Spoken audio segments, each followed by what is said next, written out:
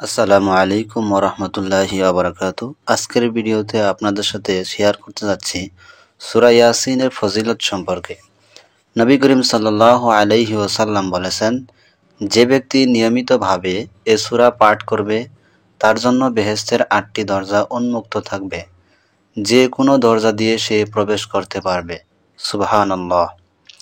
অন্য এক হাদিসে আছে, সূর্য ওঠার সময় এ সূরা পাঠ করলে পাঠকের সকল প্রকার অভাব দূরীভূত হয়ে যাবে। সুবহানাল্লাহ। যে কোনো উদ্দেশ্য এ সূরা পাঠ করলে আল্লাহ রব্বুল আলামিন পাঠকের উদ্দেশ্য পূর্ণ করে দিবেন। এ সূরা একবার পাঠ করলে 10 খতম কুরআন পাঠের সওয়াব লেখা হয় এবং পাঠকের সকল গুনাহ মাফ করে দেওয়া হয়। সুবহানাল্লাহ।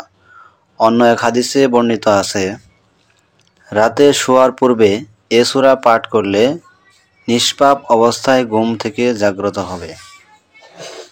এ সূরা কুরআনের সকল গুণের সমন্বয় সাধিত হয়। এজন্য নবী করিম সাল্লাল্লাহু আলাইহি ওয়াসাল্লাম এ সূরাকে কুরআন মাজিদের অন্তর বলে আখ্যায়িত করেছেন। হযরত আলী রাদিয়াল্লাহু তাআলা আনহু থেকে বর্ণিত, রাসূলুল্লাহ সাল্লাল্লাহু আলাইহি ওয়াসাল্লাম ইরশাদ করেছেন, সূরা ইয়াসিনের আমল করো, উহাতে 10টি ফায়দা আছে। উহা পাঠ করলে ক্ষুধা দূরীভূত হয় এবং বস্ত্রের ব্যবস্থা হয়।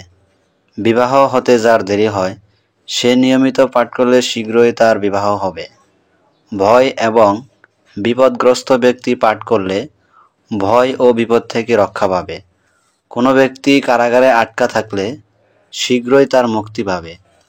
মুসাফির পাঠ করলে বন্ধু পাবে এবং হারিয়ে যাওয়া জিনিস ফিরে পাবে। মুমূর্ষু ব্যক্তির পাশে পাঠ করলে সে ব্যক্তির মৃত্যু কষ্ট সহজ হবে। রোগাক্রান্ত ব্যক্তি পাঠ করলে আরোগ্য হবে। সুবহানাল্লাহ।